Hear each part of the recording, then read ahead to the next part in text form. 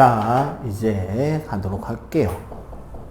자, 기체 반응이라는 게 있습니다.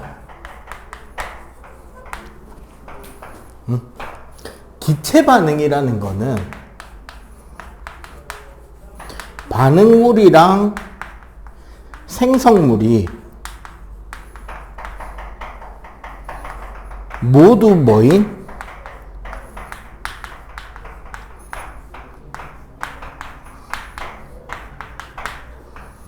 기체로 이루어져 있는 반응들을 기체 반응이라 그래요. 그리고 여기에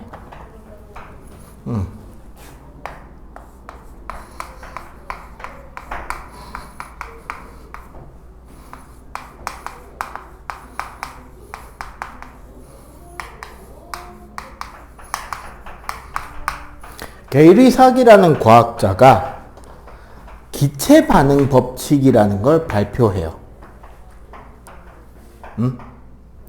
이 게이리 삭의 기체 반응 법칙은 뭐냐면요. 반응물이랑 생성물 모두가 뭐인 반응? 기체인 반응에서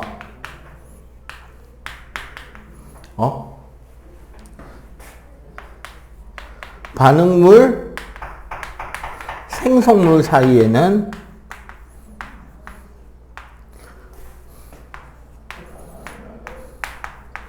일정한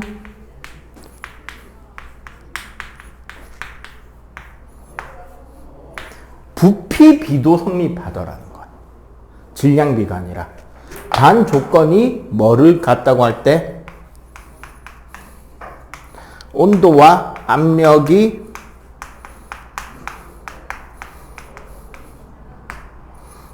일정하게 유지시켜 준다고 할 때,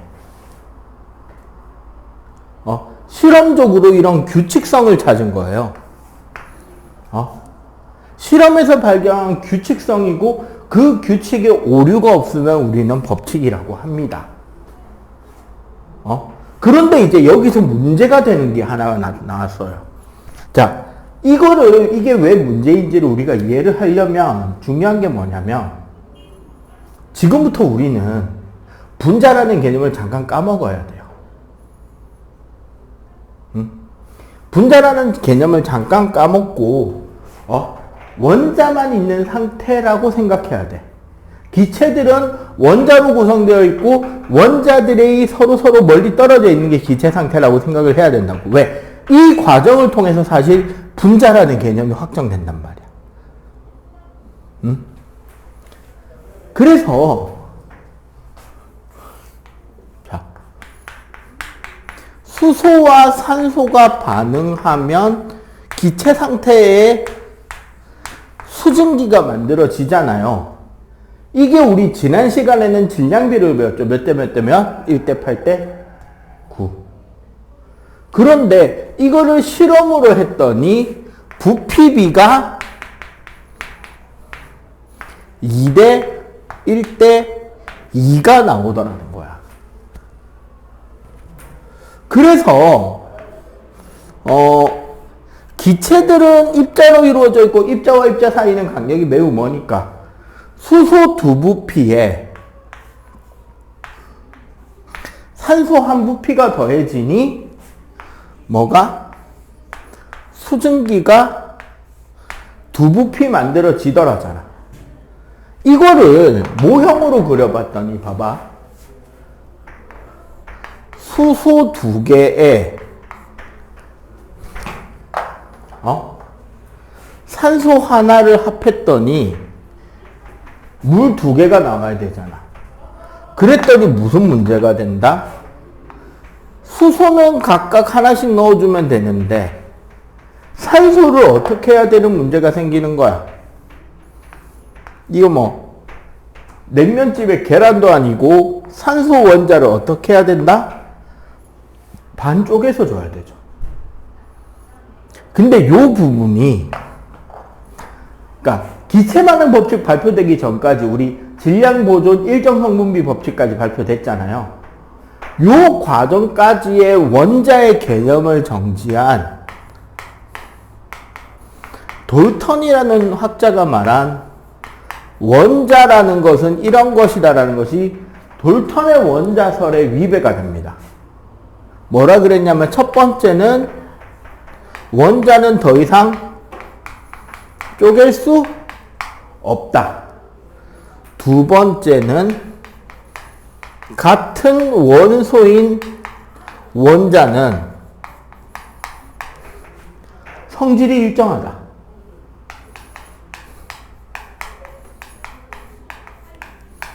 세 번째는 반응이 일어날 때 새롭게 생성되거나 있던 게 없어져 버리거나 다른 원소로 바뀌지 않는다. 질량 보존 법칙이지 이거는.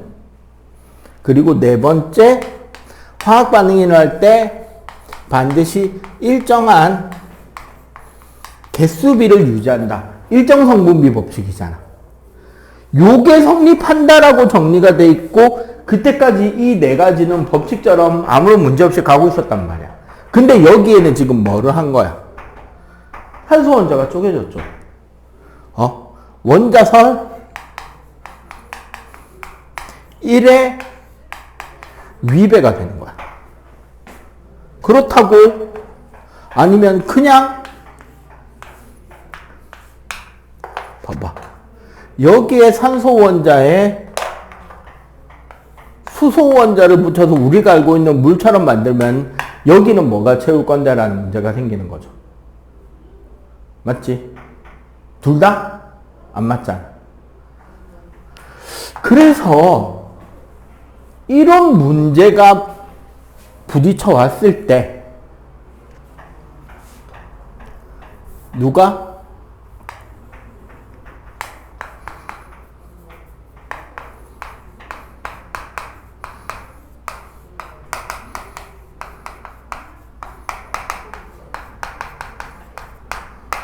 아보가드로라는 학자가 분자라는 개념을 처음 도입하고 그 분자라는 개념을 토대로 물질의 반응을 설명하게 됩니다. 아보가드로는 분자라는 놈이 있는데 이 분자라는 놈은 원자가 결합해서 만들어지고 기본적으로 얘가 성질을 지니는 최소의 독립된 입자라고 이야기를 해요.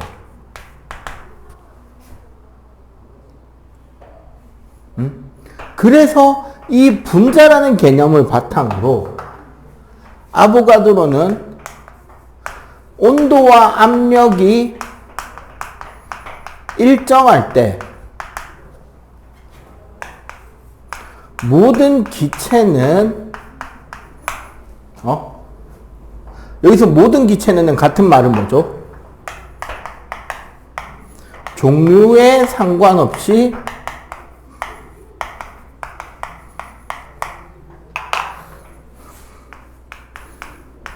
같은 부피 속에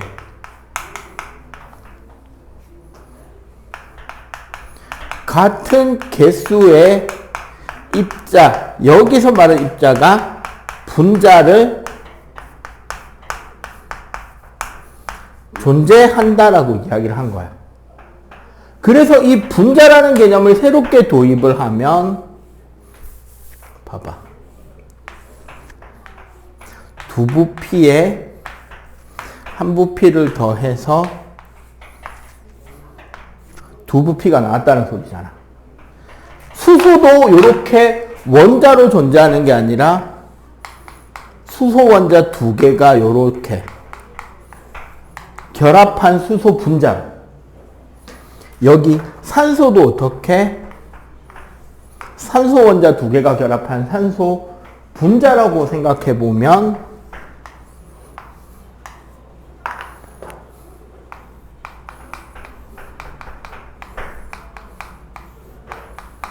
요런 식으로. 돌턴은 원자설에 위배되지 않죠. 질량 보존 성립하죠. 일정 성분비도 성립하잖아.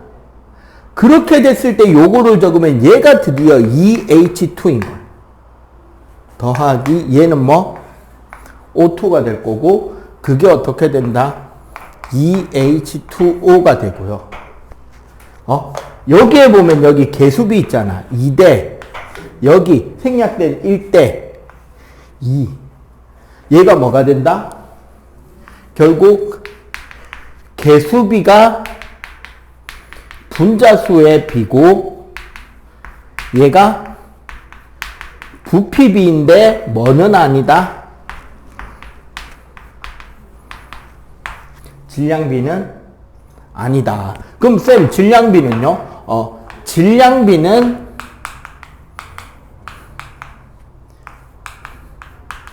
개수비에 뭐를 곱해야 된다?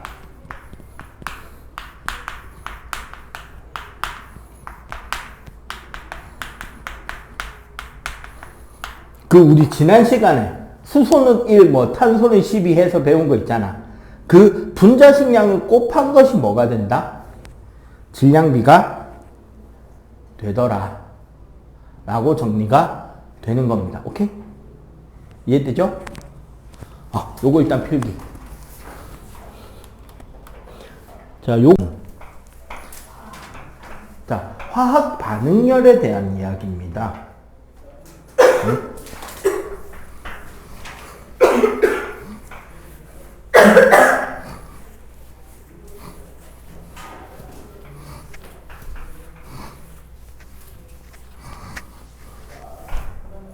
자, 우리 반응열, 화학 반응열이라는 걸 이해하려면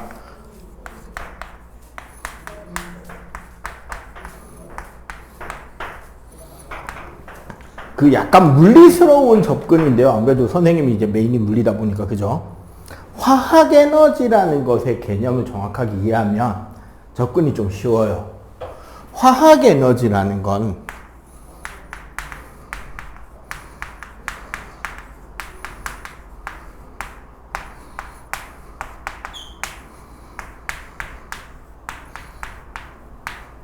화학 결합에 저장되어 있는 에너지를 생각하면 돼. 그래서 이 화학 에너지의 총합을, 반응물과 생성물의 화학 에너지 총합을 비교하면 되는 거야. 그럼 봐, 우리가 이제 익히 배워서 알고 있는 개념을 하나 이야기해 보자고. 봐봐. 사실은 이게 중학교에서 배우기 시작해가지고요. 중2 때 나오거든? 중2 1학기에 생물인데. 아이러니하게 이 반응식은 네가 수능날까지 봐야 되는 모든 종류의 화학식 중에 제일 많이 보게 될 화학식입니다. 뭐게? 광합성이에요. 우리 예를 들어 봐봐.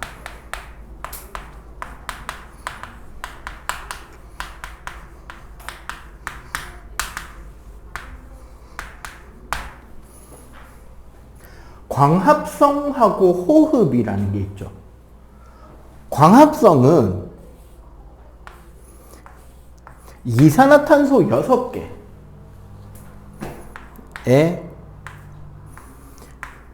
물 분자 6개가 결합을 하면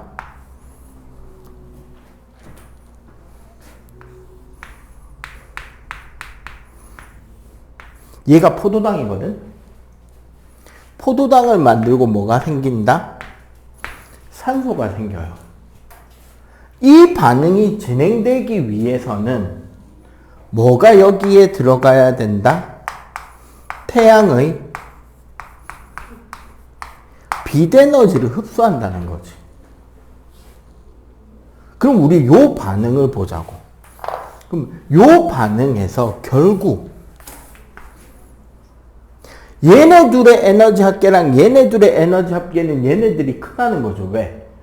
정확하게 따지면 이산화탄소가 가지는 화학에너지, 물이 가지는 화학에너지에 뭐를 보태서? 빛에너지를 보태서 포도당과 산소가 가지는 화학에너지를 만들어 내는 거잖아. 맞죠? 그럼 봐봐. 우리 반응물이 이산화탄소하고 물이 가지는 에너지. 생성물이 포도당에 산소, 요것도 6개 생깁니다. 참고로 개수를 맞춰보자면 6개, 6개. 그러면 생성물의 에너지가 더 크잖아. 실제로 그래서 이 반응이 이렇게 되기 위해서는 어떻게? 요 에너지의 높이 차이만큼 뭐를 해야 된다? 에너지 흡수죠. 무슨 에너지를? 광합성인데 빛에너지를 흡수해서 요 에너지를 채우는 거잖아. 그리고 호흡은 어때요? 요 반대 반응이 호흡이란 말이에요. 그리고 이 반대 반응을 하면 화학에너지, 우리 생체 화학에너지인 ATP라는 녀석하고 우리 체온을 유지하는 열이 나와요. 그러면 이 물질을 이렇게 돌리니까 요 높이 차이만큼 에너지가 방출되는 거지. 이해가 돼요? 결국 이 내용은 뭐로 수렴되냐면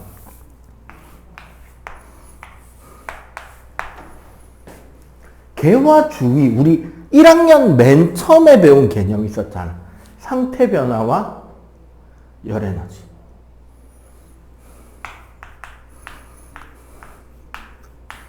우리가 가열시킨다라는 말이 뭐였어요?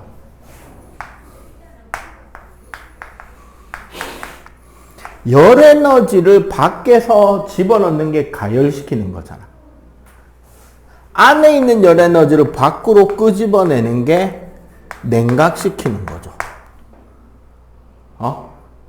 이 변화를 개의 입장에서 보면 가열을 한다는 말은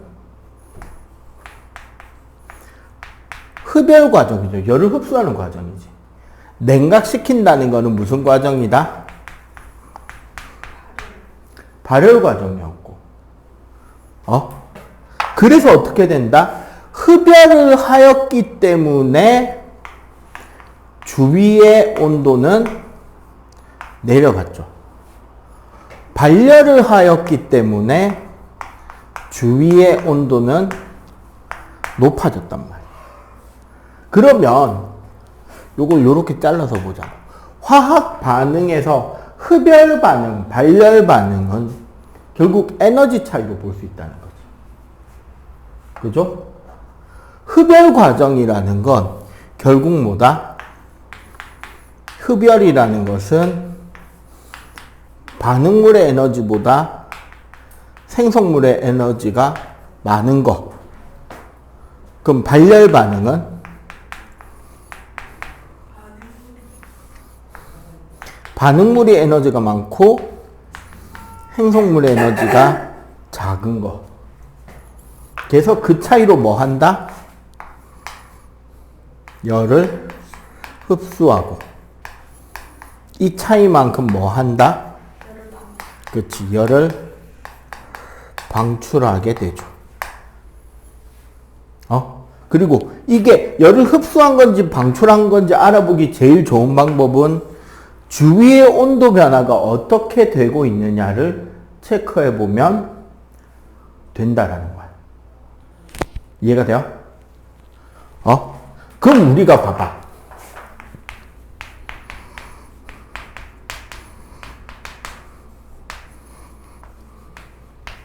발열 반응의 가장 대표적인 예는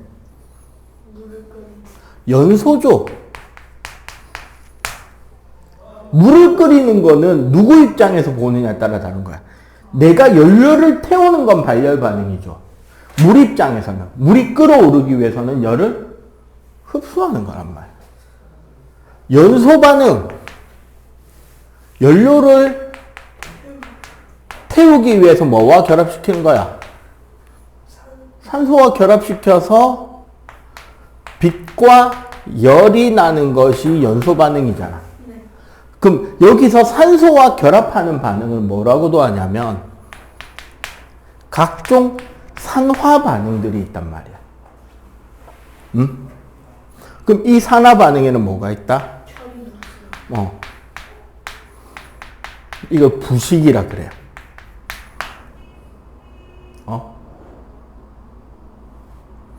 그리고 우리가 호흡하는 것. 우리 숨 쉬는 거, 동물들이. 그 다음에 각종 발효들. 이거 미생물 호흡이에요.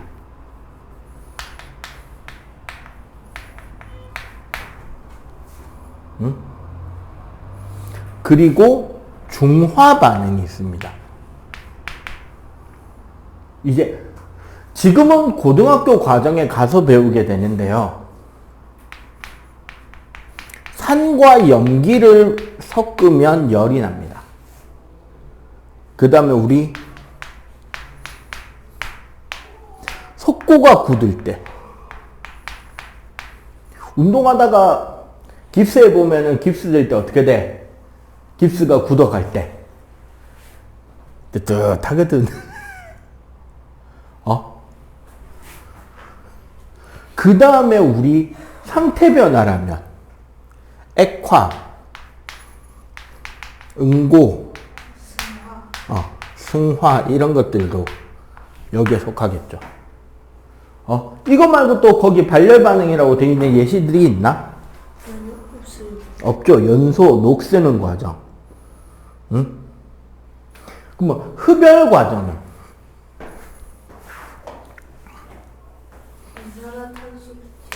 자, 흡열 과정은 자, 이 발열 반응과 거꾸로 생각하면 되는데 여기에 호흡이 있었잖아. 그럼 여긴 당연히 뭐가 있다? 광합성이 포함돼. 왜냐면 우리가 단어는 흡열인데 이 열이라는 거는 에너지적 관점에서 접근하면 돼. 그러면 무슨 소리다? 굳이 열만 흡수하라는 법은 없다는 거야. 봐봐. 빛을 흡수하는 게 뭐가 있죠? 광합성하고 광분해가 있어요.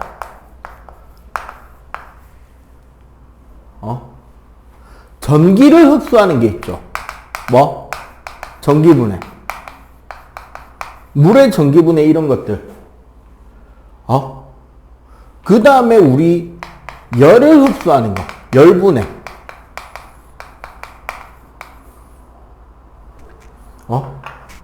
굳이 이야기를 하자면 전기분해는 물이 있을 거고, 그죠? 열분해는 우리 소다가 있습니다. 소다라고 하면 알아듣나? 베이킹 파우더, 탄산수소, 나트륨 이런 거 어떻게 돼? 열분해 되잖아. 그리고 그 말고도 뭐 땡땡 암모늄이라는 물질들이 특히 뭐가 많다? 흡열 과정에서 쓰이는 게 많아. 물에 녹거나 산에 녹거나. 그 다음에 소금을 물에 녹여도 흡열 과정에 속합니다. 그래서 이런 과정들은 주위로부터 에너지를 흡수해야 반응이 일어납니다. 그러면 여기에 광합성이 있으니까 여기에는 뭐도 있어야 된다? 소화 과정도 여기 속하겠지. 이해가 돼요? 그래서 화학 에너지라는 개념을 중심으로 우리는 다양한 반응들을 볼 수 있고, 그래서 화학 반응지 열 에너지 출입하는 흡열 과정, 발열 과정이 있다는 거죠. 그리고 이제 네가 이제 군대 가게 되면 아마 좀 더 활성화가 될 겁니다. 그 전투 식량을 먹기 위해서는 데펴야 된단 말이야. 이렇게 맨 처음에 우리나라의 전투 식량 제일 처음에 나온 거는 소고기 국밥이라고 되어 있는데 사실상 뭐였냐면 거기 소고기 죽이 돼요. 육개장죽. 그 진공 동결 건조시킨 밥 아래. 이건 무슨 밥알이다? 말라 비틀어진 밥알이다. 그죠? 뜨거운 물을 부으면 어떻게 될까? 밥알이 물을 흡수해서 원래의 밥 비슷한 형태로 돌아오긴 하겠죠. 거기에 라면 스프 비슷한 가루를 뿌리고 참기름을 좀 뿌려서 비벼 먹으면 그냥 배고프면 먹을 만합니다. 맛있다고 안 했다. 뭐든지 잘 먹는 애가 맛있다고 절대 안 했다. 원래는 거기에 뜨거운 물과 스프를 넣고 섞어 놓고 뜨거운 물을 붓는다고 돼 있는데, 그렇게 먹는 것보다 뜨거운 물만 부어서 밥알을 불린 뒤에 여분의 물을 따라내고 라면 스프 밥 비벼 먹는 느낌으로 비벼 먹는 게 훨씬 맛있어요. 그렇게 하면 먹을 만해집니다. 넣고 끓이면 하나도 없어요. 이게 일형식이었어. 그럼 뭘 해야 돼? 뜨거운 물이 병사들 머릿수만큼 있어야 되잖아. 전쟁터에서 물 끓인다고 14명 미사일 맞아 죽기 딱 좋아요. 그 다음에 나온 게 이 형식. 물을 끓여서 뜨거운 물을 붓는 게 불편하고 그래서 나오는 음식 퀄리티도 구리니까 우리 전자레인지용 그 봉다리 있잖아. 레토로르. 그렇게 돼 있는 밥과 반찬들이 나오기 시작해요. 이건 뭐 하면 그냥 물을 끓인 뒤에 끓는 물에 담가놨다가 데펴서 꺼내서 먹으면 돼. 그냥 3분 카레처럼. 이건 맛있습니다. 솔직하게 인정. 가끔 맛없는 반찬도 재소스 걸리는데, 볶음밥에 두부볶음, 강추 소고기 고추장 걸리면 대박이라면서. 근데 문제는 이것도 뭐 해야 돼? 물을 끓여야 되지. 그래서 최신형 전투식량은 어떻게 되어 있냐면 이 봉투에 이렇게 실이 하나 나와 있어요. 뭐냐? 그 실을 잡아 당기면 안에서 캡슐이 팍 터지면서 봉투가 열을 냅니다. 오! 아니면 봉투 틈이 있거든? 봉투가 이중봉투인데 이중봉투에 물 넣는 그 꼭지가 있어요. 거기다가 물을 따라 넣잖아? 찬물? 그럼 물이 저절로 그 안에 있는 화학약품 가루랑 반응하면서 봉투가 열을 내줍니다. 그러면 시간 지나면 어떻게 된다? 저절로 음식이 데펴지는 거야. 봉투째로. 요즘에 이거 은근히 등산하시는 분들, 등산이나 뭐 하이킹, 장거리 자전거 여행 이런 거 다니는 사람들이 되게 좋아합니다. 굳이 막 뜨거운 물 구한다고 뭐 편의점에 가서 아쉬운 말하고 쪼르고 할 필요가 있다 없다? 그냥 땡기면 확. 아마 그런 거를 먹게 되지 않을까. 네가 군대 갈 때쯤 되면. 행여나 통일되면 군대 안 갈 수 있지 않나요? 라는 기대는 꿈도 꾸지 마세요. 통일되면 장단건데 군대가 길어지면 길어졌지 짧아지진 않을 거예요. 흔히 그런 이야기 있잖아. 전 세계 전투력 5위인데 왜 우리나라는 맨날 동네북처럼 보일까? 부근에 1, 2, 3, 4등이 있어서 그래요. 씨발 전교 5등인데 반에서 5등이야.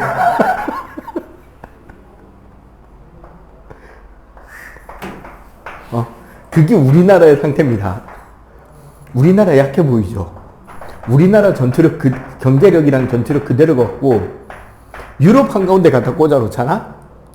개깡패 짓을 할 수 있어요. 독일이고 프랑스고 영국이고 핵만 빼고 싸우면 독일, 영국, 프랑스 세 팀이 합쳐 우리나라를 맞다이가 떠져.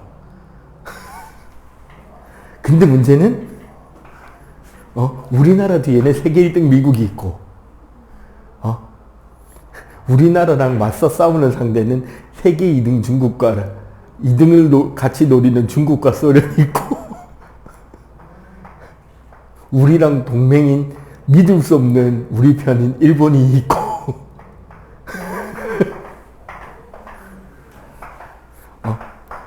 전교 5등인데 반에서 5등이야. 자, 요거 지금 칠판 필기하고 요거 이제 예시들 읽어본 뒤에 여기 일단 여기부터 하고 매기고 뒤에 거 마저 풀자. 요거 필기부터.